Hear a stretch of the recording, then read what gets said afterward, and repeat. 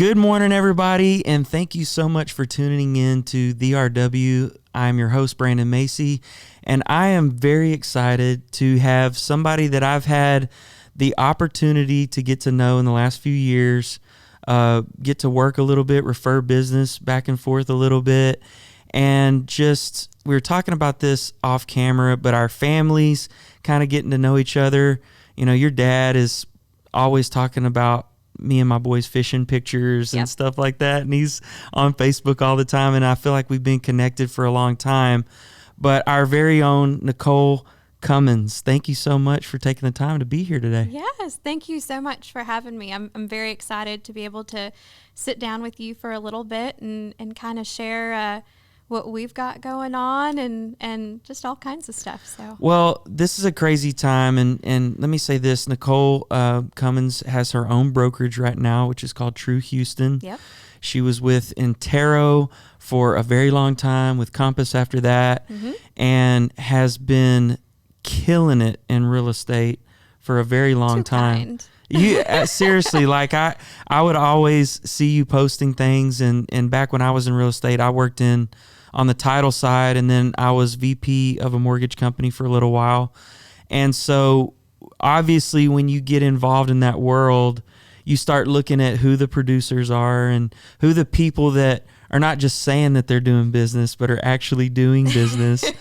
And sorry to all you real estate agents out there, but you guys know who I'm talking about. But seriously, I always followed you. I admired everything that you did. I admire what you do now, and that is basically empowering, you know, your agents that work with you to go out and grow their business. And that's huge that you have the real estate acumen to be able to kind of feed into what they're doing and help them grow. Yeah, absolutely. So we're a small team-based brokerage in the Houston Heights, but my agents are geographically located all throughout the city of Houston. And we are an all-female team. Go ladies. And I'm offended right now. I'm sorry. But for the most part, they're all moms too. And you know, I was a single mom when I started into the industry, and I really wanted to provide an environment to my agents and to my female agents and moms specifically that eliminated the barriers of entry and also the barriers of work, right? So we're very blessed to have a home in the Houston Heights, and when we got the home, it was actually already renovated into a duplex. And so my family lives on the first floor, and we office entirely out of the second floor. When what that means is, you know, if I have agents that need to go on an appointment to show some property and they've got their kiddos, they can drop their kiddos off at our home.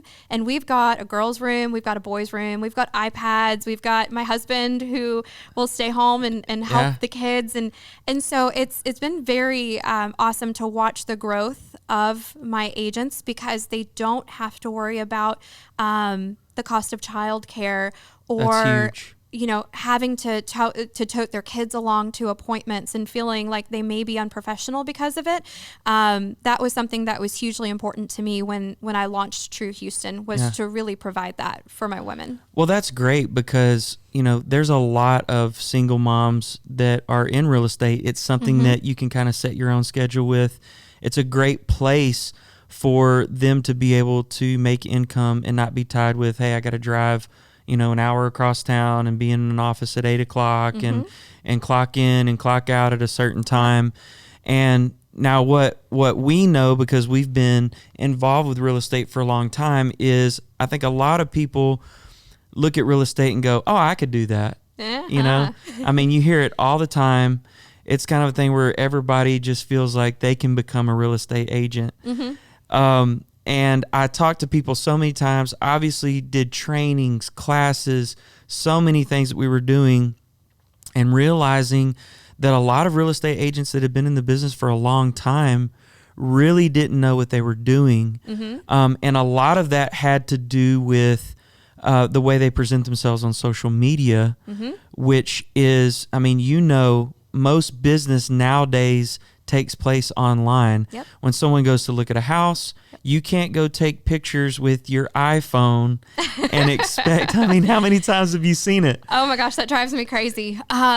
If you're, hiring a real estate professional, definitely work with somebody that has a really in-depth and knowledge of marketing, and make sure that they use professional photography and videography and all of that good stuff when it comes to marketing a property. But yeah, I mean, it's definitely true. In Houston, there are 40,000 licensed realtors. It's hard to believe. You can throw a rock into a crowd and you'll hit 7 of us, right? Yeah. Well, everybody's got a friend who's in real estate, right? Amen. And and of course, because the barriers of entry are pretty low, it's a very easy career to get into. It's a very easy career to excel in, but it's also a very easy career to get lost in. Yes, I agree. And so partnering with good title companies, partnering with good brokerages and good team leaders and good mortgage companies, that's going to be crucial for success in the industry, because your team will make you or break you. Yeah. It's true. And finding, one of the things that I know I struggle with on the title side, which I was in marketing and business development, is you also have a hard time from the other side finding people who will be loyal and that you guys can really work together with. Mm-hmm. And I mean, to me, there's a lot of good title reps out there. There's a lot of good mortgage companies out there. There's a lot of good people out there. But it takes a lot of sifting to get to the strong people who will do what they say, who will follow up with phone calls and all that kind of stuff. And, I got so used to trying to sell myself going, guys, if you call me, I'm going to answer. I'm going to call you back. Mm-hmm. I'm going to do this. And people would literally go, I can't believe you call me back. And I'm like, I can't believe people don't call you back. Oh my gosh. And that's a struggle in the industry. It really is. And that just goes to lend credit to, you're only as strong as your team. Right. And, I'm fiercely loyal to those partners and those affiliates that I work with. But it's a very tough industry to be in, especially when you go into it full time and you start getting busy. And, it's one of those careers where you really do have to be mindful of your time, because it's very easy to fall to having your phone on you 24/7 and feeling like you have to be responsive 24/7. And myself included, I fall victim to that. And, I'll start answering client texts and emails at 6:30 in the morning, and I won't stop until midnight. And my husband's looking at me like, hello, like, you didn't make dinner tonight. I'm like, oh my gosh.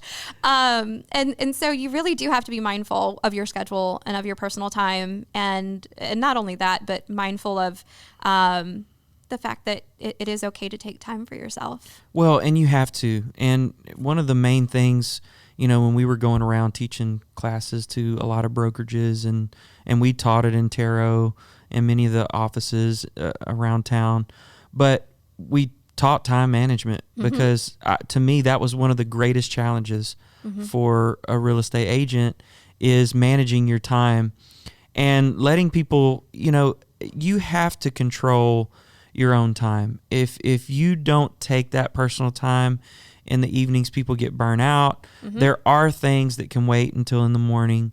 Now, sometimes there's things that can't, right? And that you have to respond to. But I think you have to categorize those things and go, this is something that can definitely wait. I need to spend time with my family. I need to spend time with my daughter. Yep. And those things are very important.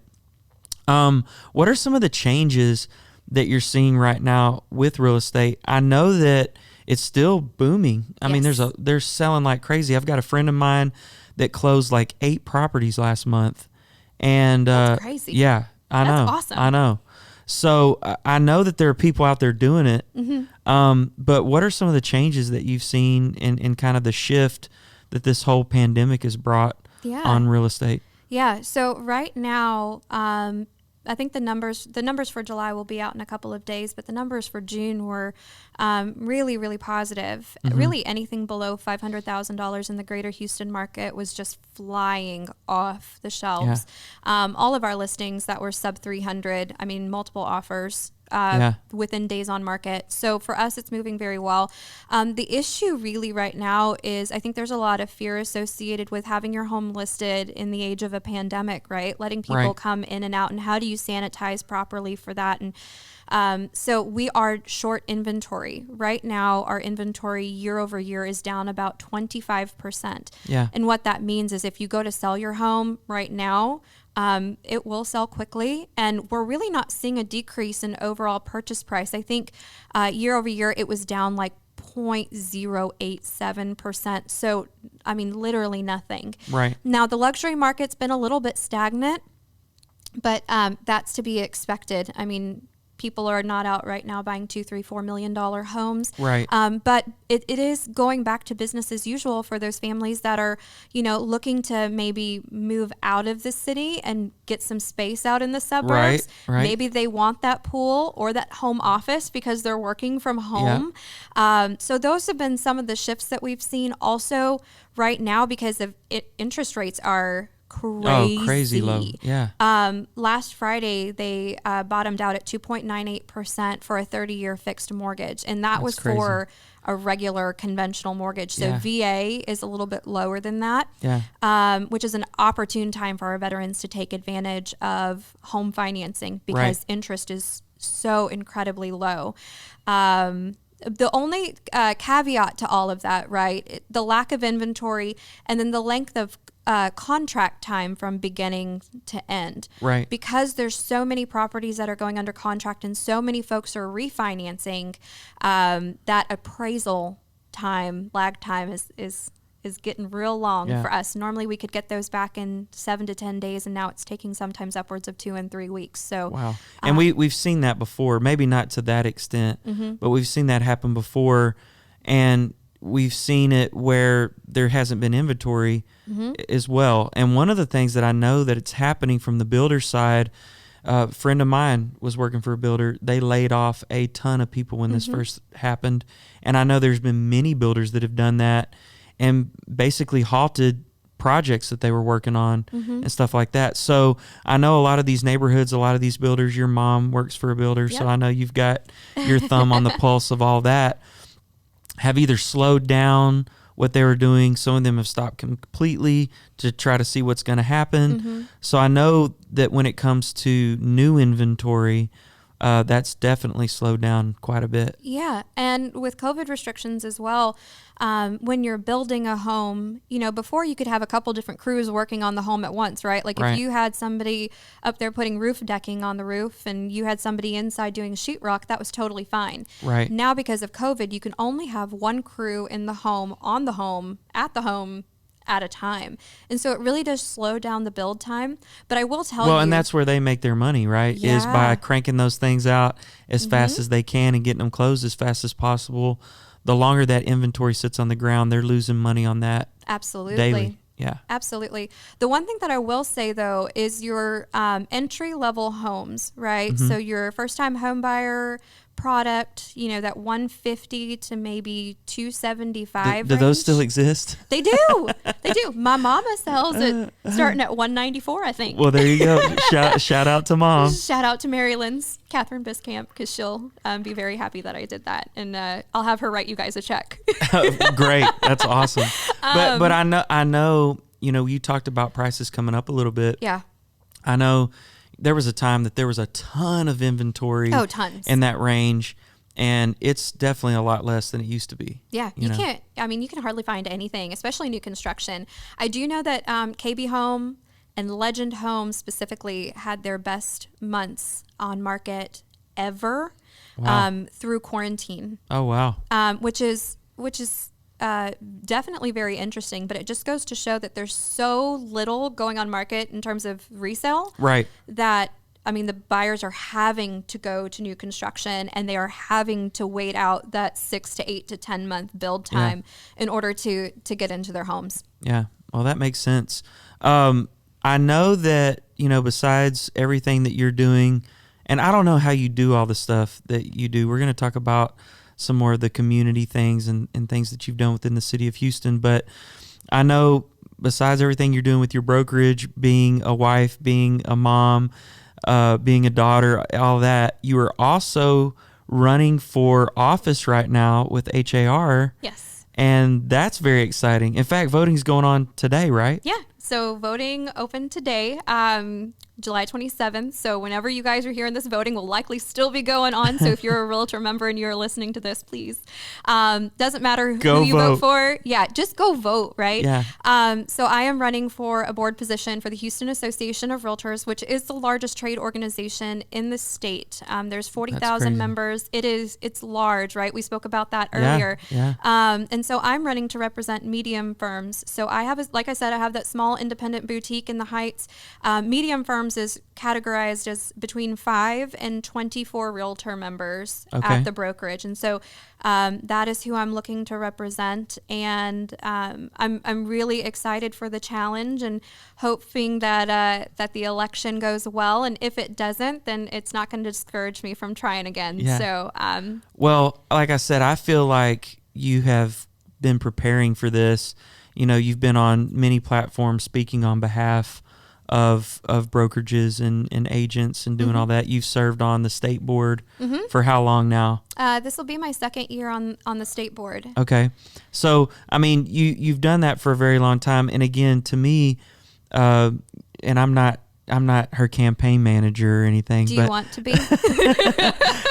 I'm sure Heath is doing that right now. He may not want somebody to come in and hog his job, but you know, to me, you've got a good grasp on every aspect, just because of what your family's been involved in. You know, how many years you've been involved in it and working with builders and all this kind of stuff. And there is so much to learn about real estate. Again, you talked about somebody getting lost. Yeah. I know when I came into the world of real estate, it was just like, oh my God. Like, first of all, I didn't realize there was 40,000 realtors in Houston. I didn't realize how enormous it was. And we don't think about how big our city is, how diverse our city is. You got so many foreign nationals coming in. And one of the things that I think helped me was the fact that I had worked, you know, I was the branch retail executive for BBVA Compass right by your house, actually, in the Heights.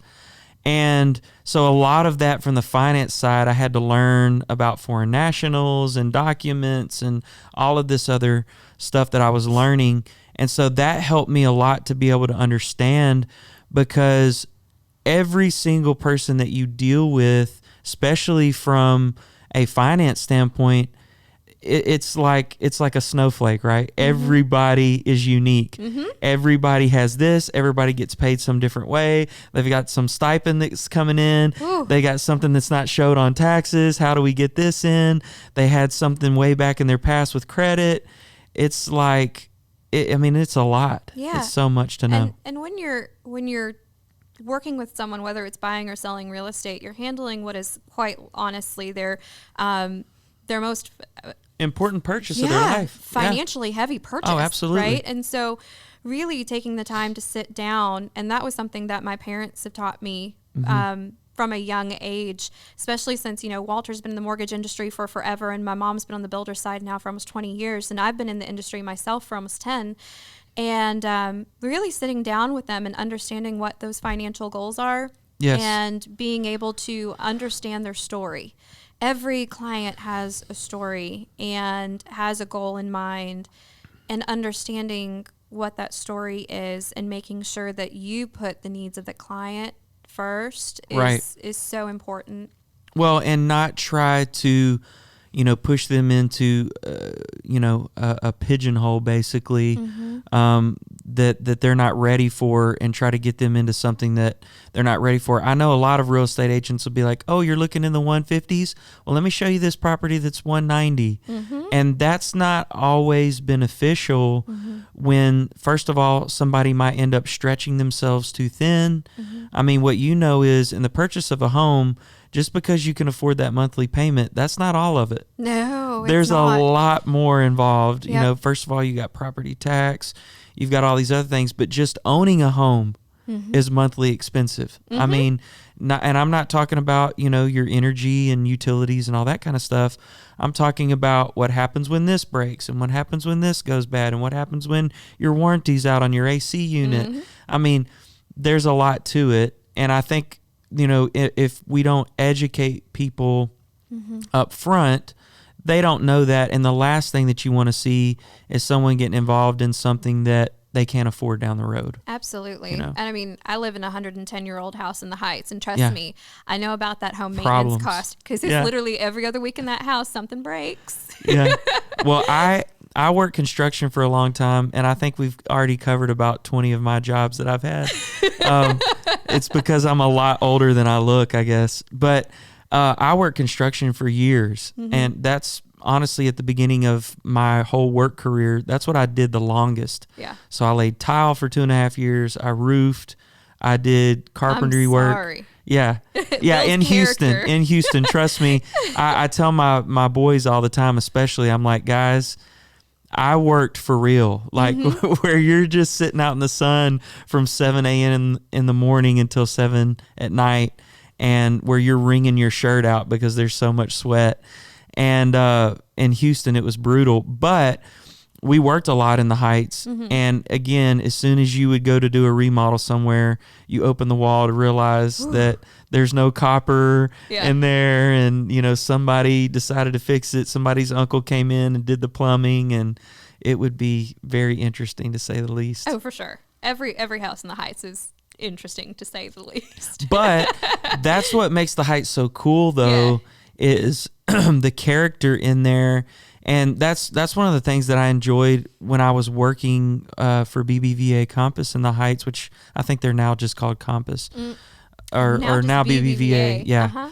But one of the things that I enjoyed is it's like its own little town in the middle of Houston. It's so crazy. Yeah. And everybody in that little community knows each other. And it's like everybody's working together. I would go do, a loan for someone, and they would be like, well, I'm going to tell my friend so-and-so to come in.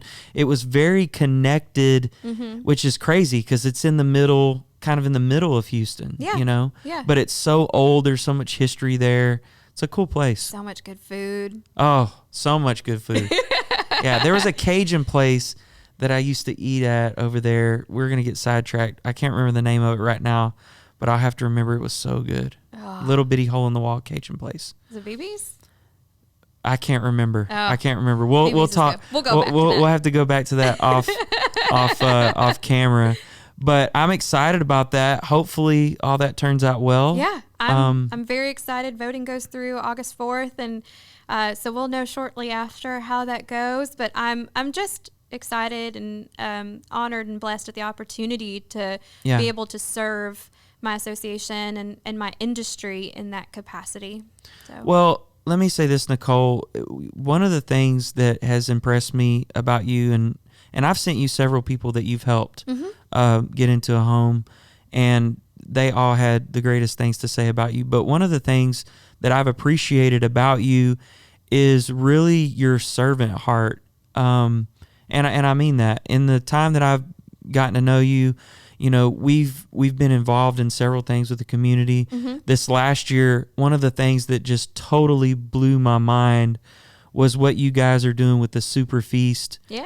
And you've been doing that for how many years now? This will be year 5 for us to serve every Thanksgiving and Christmas. And how many people are you guys serving food to every year on average? Up to 60,000 people between those two events. That is so crazy. Yeah.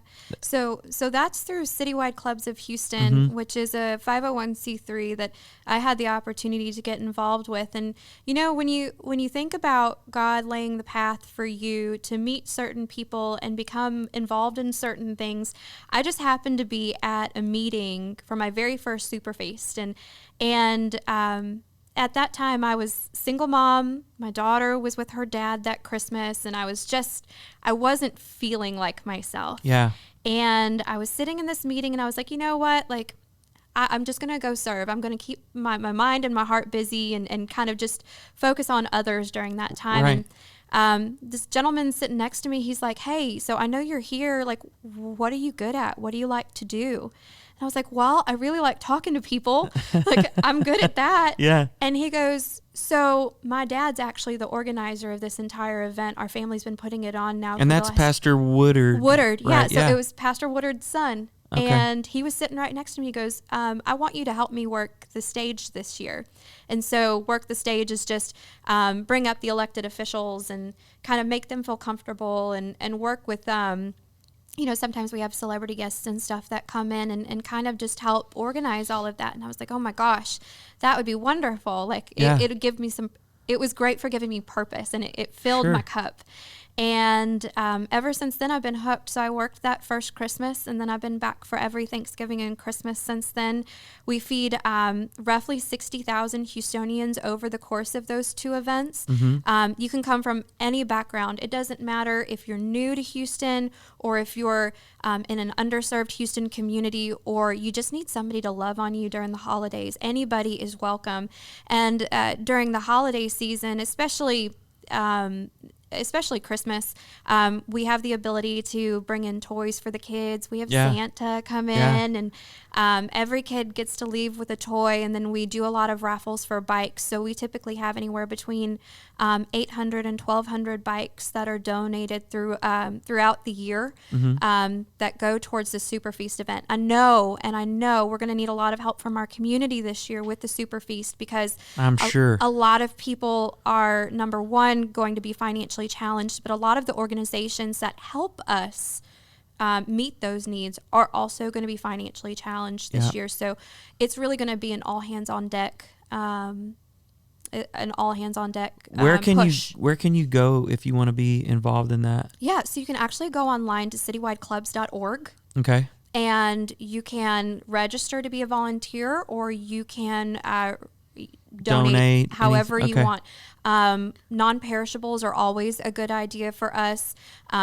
Frozen goods, turkeys, because those should hold for a couple of months. Yeah. And also, if you or anyone has services that they'd like to offer, whether it's medical or haircut or job placement, or if you've got extra clothes, Yeah. we handle all of that during the event. That's what I was going to say. When we started walking around, and this was at the George R. Brown, when we started walking around and I'm seeing people that couldn't get haircuts, they're getting shaves, they're getting haircuts.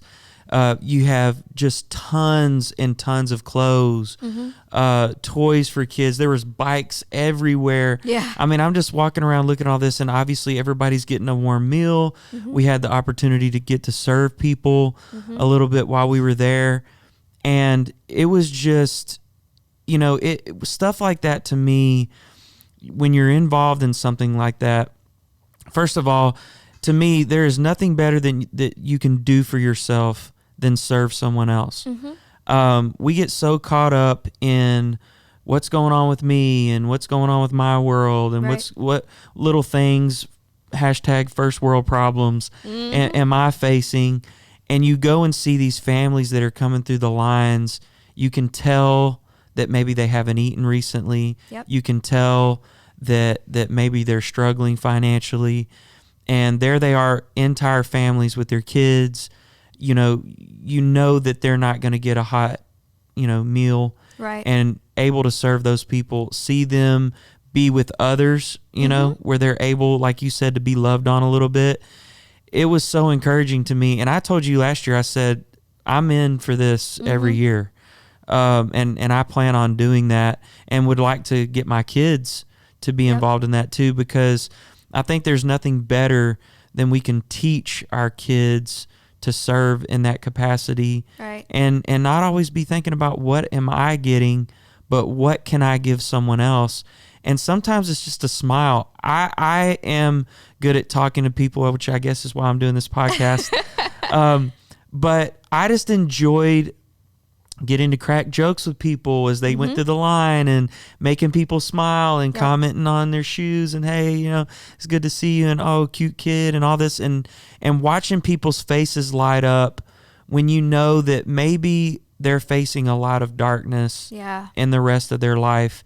And the Bible calls us to be what? Salt and light. Mm-hmm. And so if we can do that just a little bit, it was amazing to me, and seeing all the volunteers. How many volunteers are involved on a Oh my annual gosh. basis? It's hundreds and hundreds, right? Yeah, I think last year for Christmas we had close to 1,700 volunteers. That's so crazy. It was pretty. Yeah. But it's awesome to see everybody come out, and everybody wants to have wants to serve. And yes, you are giving up your Christmas Eve, and yes, you are giving up your Thanksgiving Day, but the people that are coming through that line, they need love. Absolutely. And they need fellowship. Yeah. And Bishop Woodard has just done a phenomenal job with his family keeping that going. He's been doing that for 50 years or something? Yeah. I think it was 50 years. And it started out like a really small thing. It started out in his mama's kitchen. That's amazing. And then it graduated to the church, and then it graduated to the Holiday Inn, and then it graduated to the George R. Brown. And so now we have the capacity to feed thousands of people, and we have families that line up. We don't open the doors typically until 10 a.m. just because we are in the city of Houston, so we have to pass all of the rigorous health and food Yeah, they were checks. checking the food the whole time. Ooh, it is tough. But we have people that start lining up at like 2, 3 o'clock in the morning that day, and you can imagine Christmas. I mean, it's chilly outside. And we have families that will wait outside for 6, 7, 8 hours just to go in and get a warm meal. It's if you have the opportunity to go and do that this year, and obviously this year is going to be a little bit different because we have to take special precautions with COVID. Right. But if you have the opportunity to do it and you're healthy enough to go get out there and give, I really recommend checking it out. And, I agree. And being able to serve. Well, it was a great thing, and I plan on being involved in it in some capacity as long as I possibly can. I think we were there on the Christmas Eve. Yes. Is the one that we were able to go to. And me, Torrin, and Brittany came out there, and it was a great time. I mean, I loved being out there. It was amazing. So I plan on doing that.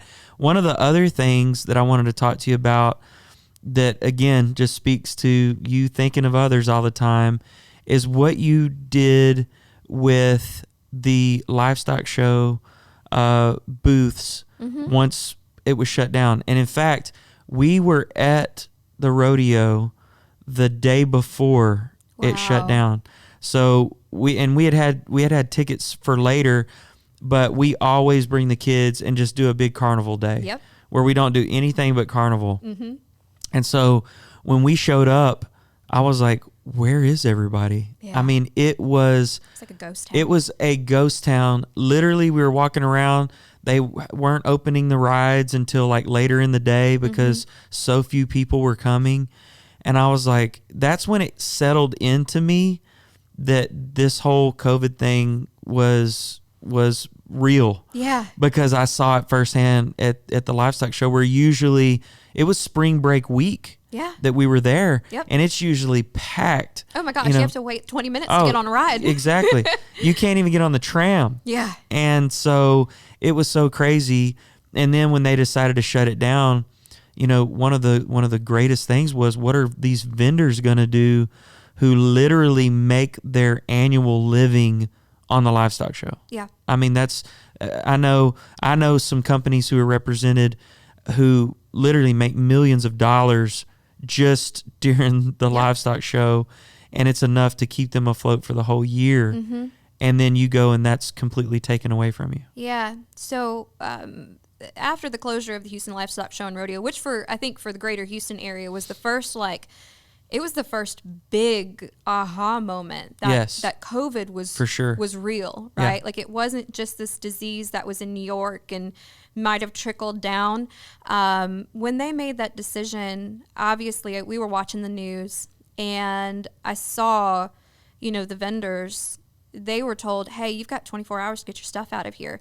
But what a lot of people don't realize is it takes them 7 to 10 days to build these booths out. Oh, yeah. Like, it is not just, like, the NRG doesn't just provide them these booths. Like, they have to build it. Yeah. And to see I remember one woman, I don't remember what booth she was with, and I don't know if she's even a part of our group at this point, but I remember seeing her on there, and she's like, this is my entire year, and I'm going to be so poor because of this. And so I made a Facebook post the following morning, and I said, look, I know these vendors are still in town, and what can we do to support them and to shop from them before they scatter and go back to their homes. And a good friend of mine, Kara Adams, reached out to me, and she had some experience with building big Facebook groups. She had built one after Hurricane Harvey for some Harvey relief, and she said, hey, I think we can make this a Facebook group. And I think what we can do is we can start getting people in there, and when we start getting people and consumers in there, the rodeo vendors will come in, and we'll figure out a way to make this whole thing work. Yeah. So fast forward, we started that page March 14th. Fast forward to, July, we have 175,000 shoppers. Oh my God. We have almost 200 vendors. And we have some vendors now that are really taking advantage of the platform to do more in sales through Facebook than they would have through the rodeo. And now with That's amazing. Thank you. Yeah, that is amazing. And now with the additional closures of fall festivals, we don't know if there's going to be a fall nutcracker market. Right. Which is huge. Yeah, Round Top and Antiques Market may not happen. Warrenton may not happen. So there's a lot of these traveling vendors that they depend on festival to festival to festival. Most of them really weren't even set up for e-commerce when they came in. Yeah. So we had to help them set up websites, set up Facebook pages, really be tech support. That is a huge job. Oh, you are telling me. That is a huge job. Luckily, in the wake of COVID, when everything was very chaotic, real estate wasn't doing a whole lot at the moment. Yeah. So I had a lot of time to kind of invest in their businesses. And because trying to teach people that have never had a website before, that have never received any e-payments, anything else. What's Venmo? What's PayPal? God. Yeah. To get them set up on e-commerce was a monumental undertaking. Oh, I'm sure. But as of this point, we've tracked that we've done about $3 million in sales in that group. That is amazing. And counting. That is amazing. And for the 170 something or so families that are the vendors, we know that what we've done has created at least some type of normalcy. Absolutely. And security for them. Well, and honestly, what you've done, and you said this already, they're making more money now long term. I mean, you've set them up with something that's going to take them from here on out. Yeah. It's not just like, hey, we helped you guys through the rodeo, but you've literally helped them set up their businesses to be successful long term, because there's a lot of people out there. There's a lady that attends Royalwood that sells candles and stuff, and she does that at shows, that sort of thing. Never set up anything online. And, what we know is, first of all, repeat orders, all that kind of stuff. There's a lot of that kind of stuff that you can get through being set up on a website. Yep. I mean, it can help you grow your business immensely, especially with the day and age that we live in, where literally everything is online. I've gotten to where the majority of things I buy is on Amazon or on something that delivers to me. Like, I don't even want to go, because you go to a store and find out that they don't have your size or that they don't have this.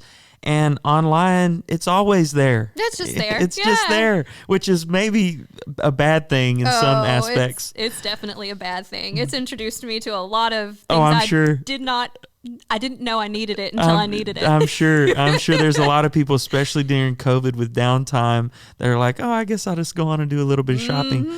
But I'm saying that you have literally helped them from here on out. And that's a huge job to help people get websites and everything set up. So my hat goes off to you for doing that. I mean, I just wanted to ensure that these people weren't going to hurt. Yeah. And the hurt was palpable Oh, yeah. when we watch those news reports. Mm-hmm. And I mean, we've got one lady now, Accessorize and Style, Crystal. She's out of Glen Rose, Texas. Okay. And she did over 2,300 individual online orders through doing live sales on her own page and through Texas Festival vendors. That's awesome. And to know that... Yeah, what is that page again so people can go visit it? Texas Festival Vendors. Okay. And it's a Facebook group. You got to answer a couple questions to get in. And then we are also currently accepting vendors. So you said you've got the lady that does candles. Yeah. Definitely send her our way. We'd I will. to I will take a do look that. at what she's got and see if she wants to check us out. Absolutely, I'll do that. And if you are interested in shopping, make sure that you go to that group, answer a couple questions. Yeah. And then you can get in and do all that kind of shopping. Oh, man. You can buy as many turquoise things as you've ever seen in your life. So many things. Turquoise and sterling silver, and we've got clothes for the river. Like if, you guys just got back from the lake. We just got back from the lake. We've got a bunch of like koozies and just there's all kinds of stuff on there. Oh, It's a really great and authentic to Texas. Now, can I buy the honey roasted pecans? Because that's what I have to get every time I go to the livestock show and rodeo. So we don't have anybody right now that's somebody doing them. needs to get on there and get some honey roasted pecans. Yes, if you're out there and you do honey roasted pecans, please hit me up so Brandon can buy you out of stock. I have to say, every time I go to the rodeo, and I think everybody's this way. Yeah. I have the certain things that I want to get, right? So, I mean, I'm not big into the turkey legs or the fried Snickers or any of that kind of stuff. But I have to get the little cone of the pecans. Pecans. I mean, it's like a must. I have to do it every year. Yep. And I didn't get them this year. So there is a lady on the page, though, and she's at the rodeo every year. She does cinnamon creamed honey. Oh, God. And for what we have right now, that's a stellar alternative. That sounds amazing. On some toast, it's so good. I'm going to have to try that. Yep. I'm going to have to try that. Well, I want to thank you for coming out today. Yeah. This has been a lot of fun, and I'm really excited. I hope everything goes well. If you have not yet voted, make sure that you go vote. If you're a real estate agent, go vote. You have until August 4th, right? August 4th, and it's an email that came out from HAR Big Pulse. Okay, so for those of you that don't read your emails, go read them. Go look at Big Pulse, search for Big Pulse, and then you can go and vote for Nicole on that. I want to thank you again for everything that you're doing in our city. Thank you. Obviously, our city is made up of families, of individuals, and what you've done, like I said, with the Super Feast, what you've done with everything that you've done for the livestock show and for all of those vendors is just amazing. So thank you for doing that for the city. Thank you for doing that for the great state of Texas. Aww, and I know that you will continue to do that. So thank you very much. Thank you all for tuning in. Make sure that you go follow Nicole Cummins. Make sure that you follow True Houston, which is her brokerage. So if you are buying and selling a house, please reach out to them. And then make sure that you follow us on IG, the RW Podcast _. On Facebook, you can go see us on YouTube on our Royalwood page. You can see us through Roku TV app, through Apple TV app. We're literally everywhere. So make sure that you go watch us, like, share, hit that subscribe button. And we want to thank you guys. We'll see you next week. Thank you, everybody, for tuning in to another episode of The RW. We appreciate you guys tuning in every week, every Tuesday at 10 a.m. If you want to see video content for this podcast, make sure that you go to Royalwood Church on YouTube. That's right below. Make sure that you click on the bell so you can be notified for new content. Also, you want to follow us on Instagram at VRW Podcast _, Facebook at VRW Podcast, and then brand new, we've got our Roku channel where you can check out the podcast, and also Apple TV. Make sure that you tune in every week, like and share this with someone that you think it would be a blessing to, and we'll see you soon.